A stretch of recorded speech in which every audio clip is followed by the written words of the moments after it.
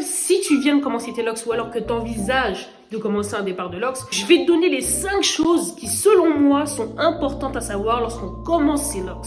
Première chose, il ne faut pas que tu te fies à l'épaisseur des locks que tu as en ce moment. Parce que dis-toi que l'épaisseur de ta locks va changer au fur et à mesure du temps. Si aujourd'hui tu trouves que tes locks sont trop fines, ne les démêle pas parce que ça se trouve, d'ici 5-6 mois ou à 1 an, elles n'auront pas du tout la même épaisseur et elles vont prendre en épaisseur. Deuxième chose, une erreur que j'ai faite pendant plusieurs années depuis que j'ai commencé mes locks, surtout pendant mon départ. Pendant cette période, il m'est arrivé de déjà mettre de l'huile au niveau de mes longueurs, sauf que ce n'est pas ce qu'il faut faire. Si tu mets de l'huile sur tes longueurs, non seulement ça va attirer la poussière, et crois-moi qu'une fois que ça va s'incruster dans ta locks, ce sera une vraie galère pour les enlever. Troisième chose, lorsque vous faites des locks, vous apprenez ce qu'est la patience. Parce que les bonnes choses prennent du temps. Pour avoir de belles locks, ça prend du temps. Quatrième chose, je sais que ça fait vraiment stylé, je sais que ça déchire, mais s'il te plaît, évite de faire des colorations et des décolorations, surtout pendant la première année. Parce que, hey, au final,